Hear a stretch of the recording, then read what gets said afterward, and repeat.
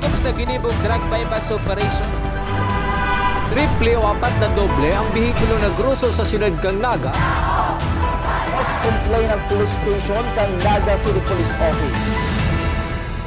Newsbreak. Sa headlines kan mga bareta, Task Force Sagip kang 9th Infantry Division Philippine Army nakalarto na huli kan bagyong Betty. Low-lying areas kang Naga padagos minomonitor kang Naga City Disaster Risk Reduction Management Council. Naga City Police Office mayong namomonitor na armed group sa siyudad kang Naga. Bureau of Fire Protection sa Minalabak, Camarines Sur magkakaigwana nin bagong edipisyo. Diyos marhay na hapon. Ako si Mark Mendoza. Asin ako si Antoinette Eduardo. Kami ang sa indong tagapagatud Bareta. Ngunya na igwang raot nin panahon na madara subuot nin mga pag-uuran sa nagkapirang parte kan Bicolandia. Higot na pinagmumonitor ngunyan ang mga eskwelahan na yaon sa mga flood-prone area. Aramon ang kumpletong detalye sa report ni Antoinette Eduardo. Bagyong Betty, yaon pa man giraray sa Philippine Area of Responsibility. Asin dawa na nga ni daiman subuot maaapektuhan na maray ang Kabikolan. Mahigot pa man giraray ang pagmonitor sa low-lying areas kan syudad ni Naga kan City Disaster Risk Reduction and Management Office. Iyan sigun sa pamayo kaini na si Ernesto L. Camel. Base dito na malayo naman siya, baka hindi na siya. Zero na nga yung rainfall natin dito. Magkakapito sa atin yung mga ano na lang yun, ng mga remnants na lang ng cloud bands ng typhoon Betty. So although nandun pa rin yung pagbabantay na in case mga ulan, yung mga low-lying areas sa Naga is still being monitored. Last week po nag-issue ang OCD ng blue alert status para sa member agencies kang RDRRMC. That means na kaibanan kami. Ang office may naka-ready man since last week. Mientras tanto, katakod kan pagbabaha sa ibang buildings kan Julian B. Meleton Elementary School na kaidtud na ibinabaha. Sinabi ni El Camel na posibleng por dahil ini sa mas pang pagpaparadugang ng residente sa lugar asin pagdakul kan mga basurang inaapon. Sa Julian Meleton, ang siguro sinasabi nila yung building sa may outfall ng creek. Yung terrain ng Julian Meleton kasi sa pagpasok sa gate nandoon yung mataas, pababa, rolling terrain yun. At ang ano doon, ang Julian Meleton dinadaanan sa gitna ng kanilang campus yung creek. And unfortunately, dumadami na yung mga tao, dumadami na yung mga basura na itatapon sa creek. So yung classrooms o yung school building sa pinakababa, doon mismo sa may pinakamababang portion, yun talaga ang binabaha. Dati, 5 years ago, hindi naman. Pero dumadami yung tao. Dumadami yung encroachment sa creeks natin. Kaya yung basura hindi naiwasan. Pagirumduman ni El Camel na permilang mag-andam ang publiko. Asin inasigurar man kaini na permi man andam ang barangay officials, pati naman ang opisyales kan syudad. Para sa GNN TV 48 Naga, Antoinette Eduardo, Newsbreak. Mientras tanto, nakalerto naman ang Task Force sa Gipka 9th Infantry Division Philippine Army para pag-andaman ang posibleng humanitarian as in relief operation pati na ang pagkondusir ng preemptive evacuation. Nakikipag-coordinar naman ang Task Force sa GIP sa mga provincial as in Municipal Disaster Risk Reduction and Management Council para sa pag-update kan magiging epekto sa mga probinsya kan rehiyon ni Bagyong Betty. Sa pagpapadagos kan mga bareta, Barangay Peacekeeping Action Teams o BPATS nagkondusir nin sarong training na may dakulang pakinabang sa Minalaba, Camarines Sur, urog na ngunya na papaabuton ang eleksyon sa barangay asin sangguniang kabataan. Ang detalye sa report ni Jerome Breeze. May kukonsiderang dakulang tabang sa papaabuto na barangay eleksyon at padagos na ginigibog nga Barangay Peace and Action Team training na embelto ang mga katanudan sa kada barangay sa Minalabak. Sigun ki Police Staff Sergeant Karen Calyo kana Minalabak PNP, tanganing masyerto nga matuninong ang mangyayaring barangay eleksyon. Iniansendang ginigibong training sa mga tanod para sa pagmantener kan pasi orden. Ninhulita sindaan may kukonsidera nga first responder sa barangay. Iyan po para sa pagmantener kan sa tuyang pase orden, katabang tapuan sa tuyang mga tanod, mga barangay officials, and other volunteers para po as force multipliers na inaapod kang PNP. Sila din po nag-responde kung sakali sa vehicular accident na day tulos makaabot kaming PNP or BFP2 or MDR para po makarescue. Sila na rin po tinutok doon takan arresting techniques. Kasi po, pwede din po sila mag-aresto kung sakaling on the spot may mahiling na parabon or parabas, pwede silang mag-respond tulos. Ay, lalo na po ngayon na maabot na election, magiging katuwang tapo sinda sa pagbantay na ma-ensure na ang maabot na mga election ngunyan matuninong, asin po tapat ang mga maboroto. Kada bulan, igwanin anom na barangay ang pigta-target kan PNP para magkondusir ka na sambitan nga training. Wala po kita ngayon ni magkakapirang barangay and sa 25 barangays po, wala po kita ning schedule ngayon na bulan ng Mayo hanggang sa bago mag-September. Basta ang goal ta po, kada bulan, anom na barangay ang ma-train ta sa BBATS. Bago pa man mag-election, 100% ta po silang train. And katabang tama po dyan sa tuyang LGU, ang DILG, nag-i-implement po kita kaniyong programang ini. Para sa GNN TV 48 Naga Jerome Breeze, Newsbreak. Mientras tanto, Naga City Police Office mayong namomonitor na private armed groups na pwedeng magparibok sa papaabuto na eleksyon sa barangay sa syudad. Uya ang sakuyang report. Matapos ang pagkakasali kan Bicol Region sa mga na-identify ni PNP Chief Police General Benjamin Acorda Jr. na 7 rehiyon na subot na monitor ninda na igwanin aktibo as in potensyal na private armed groups bago ang papaabuto na barangay and SK elections. Inasigurar ni City Director Police Colonel Nelson Pacalso kan syudad ni Naga na basado sa latest validation kan sa indang intel officer mayo nin anuman na private armed group sa syudad. Dito sa Naga ay wala naman kaming private armed groups na namomonitor pa.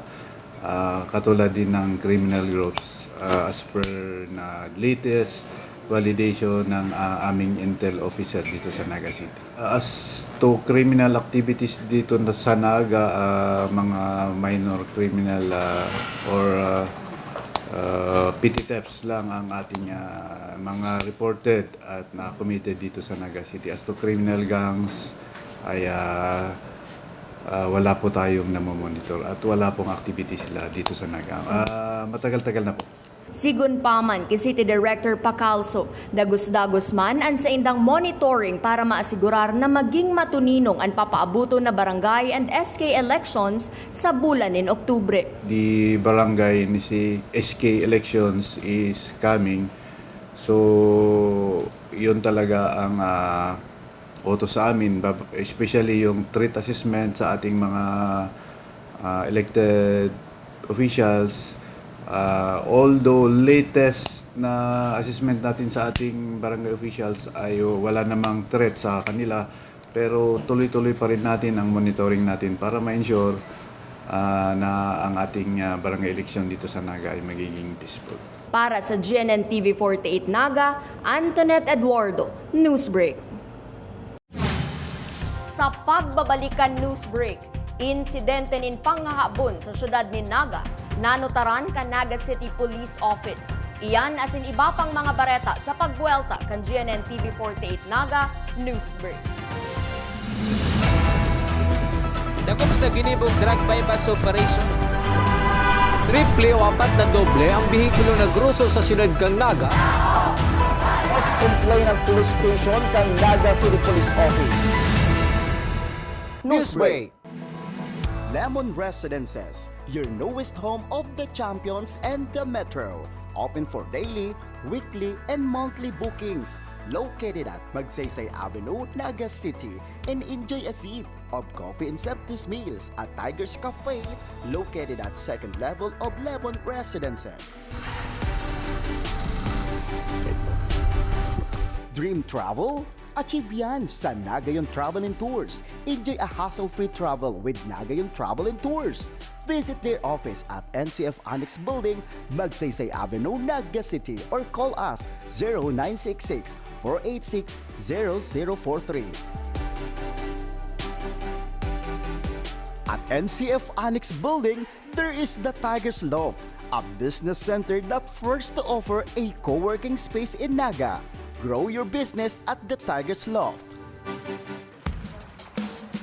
Swim like a champion at NCF Training Pool. Avail their swimming lessons until the end of July at a very affordable rates. Contact Coach Joseph Tena at 0949-447-2792. Drive with confidence with NCF Driving School. Avail their theoretical driving course and practical driving course. For beginners, NCF Driving School is LTO accredited. Flight attendants, prepare for takeoff, please.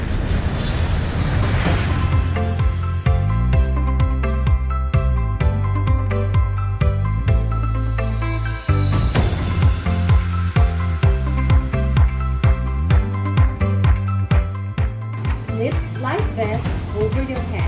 Take the tape around your waist.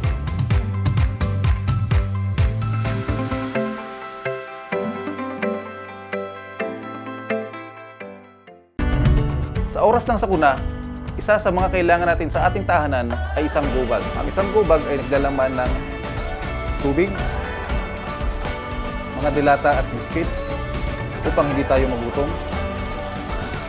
energy bars or energy drink, first aid kit, communication devices tulad ng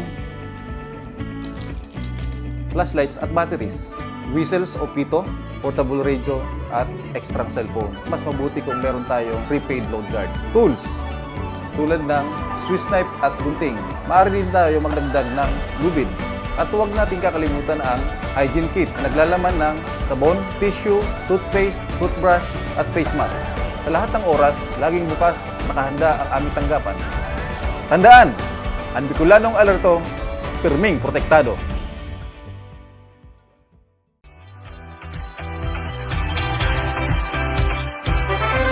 The Mariners Tourism and Hotel Institute is an institution that offers hotel accommodation, food and beverage services, and different programs and international cuisine. It boasts 5 contemporary guest rooms that fit to all types of guests and travelers.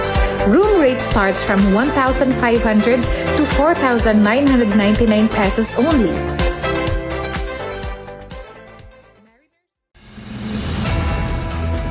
Dakop sa ginibong drug bypass operation. Triple o 4 na doble ang bihikulo na gruso sa siyudad kang Naga. Mas complain ng police station kang Naga City Police Office.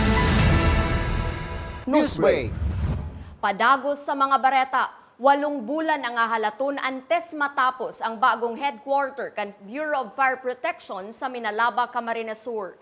Susog ki Senior Fire Officer 4 Solomon Tanay, dakulang tabang sa Minalaba, Camarines Sur ang pagkakaigwanin modernong opisina na haloy naman subot nindang pinagmamawot na mangyari. Presente man sinda Fire Chief Superintendent Ricardo Perdigon, Fire Senior Superintendent Emmanuel Ricafort, asin miyembros kan Sanggunian Bayan kan Minalaba, Camarines Sur. In the span of 240 days or 8 months, yan po ang timetable para makapagpapag ng fire station. Nag-start po yan ng 23 during the groundbreaking. So, more or less, January, if God willing, makakalipat na sa tuyang mga personnel. Maayong na po kang banuhan kami nalabak, ang progreso manungod po sa fire safety enforcement. Yan mo po ang pigya mamawot kan sa tuyang liderato. Pati po ang sa mga personnel ang magkaiwa na po ki bagong fire station para po at least ma-modernize naman, mas ma-modernize na sa tuyang services sa tuyang komunidad. Sa satuyang police report, liwat na ngapudan ang Naga City Police Office sa paagi mismo ni Police Colonel Nelson Pacalso sa publiko na daitawan pagkakataon ang mga parahabon sa syudad nalaugon ang saindang mga residensya asin maging saro sa saindang mga biktima. Kabali ang panghabon o robbery na nairirehistrong insidente sa syudad ni Naga na iuman ang tinatawan atensyon ngunyan kan opisina ni Police Colonel Nelson Pacalso. Sometimes ay naiiwan ng ating mga bahay na open or ang ating mga gamit na hindi fully secured. So yun lang po ang pinapakusap natin. Pag umalis po kayo ng bahay ay ensure na yung ating pinto ay secured at ang mga gamit ay nababantay. Sa iba pang mga bareta, rerouting kan mga bihikulong nagaagi sa Tarabiguito Bridge, pinagpunan ngunya na aldaw. Ang detalye sa report ni Jerome Breeze. Pungon niya na aldaw, pigpuna na ang rerouting para sa pagkonstruir ka na bagong tulay kan Tarabiguito Bridge sa boundary kan na Sipocot asin Libanan, Camarines Sur. Sigon kay Engineer Ian Bonavente, ang maintenance staff kan na DPWH First Engineering District sa Camarines Sur. Sa ipinaabot sa Saindaga Memorandum kan Regional Office kan DPWH, hasta petsa 7 kan Hunyo, mapadagos ang nasabing patrabaho. Kaya isasarado muna ini para sa mga darakulag bihikulo po na alas 8 din aga hasta alas 5 din pagkahapon.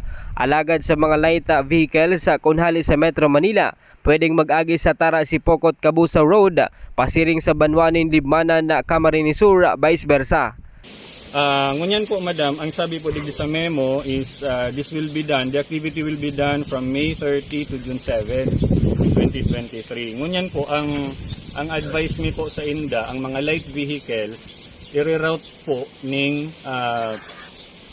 kung pa Manila ka ma'am, pwede ka mag-agi ning Barangay Busak going to Libmanan proper or San Isidro going to Libmanan proper. Tapos makakaabot ka po kayan duman ma'am sa munisipyo kang Libmanan, igo po duman ning agihan ang luwas po kani ma'am Biyong sa Sipocot Cabusao Road na yan. Opo, bali ang mangyayari kayan ma'am, from Barangay Busak, then going to Libmanan proper, then maagi ning Patag, then malusot po ning Biyong. Tapos mawala ka, ma-turn left ka kung pa Manila ma'am, ano po, kung pa Manila. Ma-turn left ka, dire-diretso po itong Sipocot Cabusao Road. Ang luwas po kadto Barangay Impig sa Sipocot. Ngunyan po kung day ka man po mapadait, pag-abot mo po duman sa junction kang Barangay Impig, and ang Maharlika, Sipocot Cabusao Road and ang Maharlika, ma-turn left ka na naman po. Tapos dire-diretso, then ma-turn right ka na, Andaya Highway na po yan. Yan, dire-diretso na po yan. Kaya sa ngunyan, naghahagad din dispensa ang DPWH sa magiging abala kan nasabing patrabaho, alagad akula man natabang sa halabang panahon para sa mga motorista. Para sa GNN TV 48 Naga, Jerome Breeze, Newsbreak. Asin yan ang mga bidang baretang nakalap kan mas pinakusog na puwersa kang GNN TV 48 Naga News and Bicol Affairs. Day malingaw na i-follow ang samuyang official Facebook fanpage GNN TV 48 Naga. Ako po si Mark Mendoza. Padagos kaming mahatod din mga baretang garantisadong nangingenot as inapapanahon. I-hit ang subscribe button sa samuyang official YouTube channel GNN TV 48 Naga, tanganing updated kita sa mga bareta asin istoryang bida, an Bicolano. Ako si Antoinette Eduardo asin ini, ang GNN TV 48 Naga Newsbreak. Dakop sa ginibog drug bypass operation. Triple o 4 na doble ang bihikulo na gruso sa siyudad kang Naga. Mas complain ng police station kang Naga City Police Office. Newsbreak.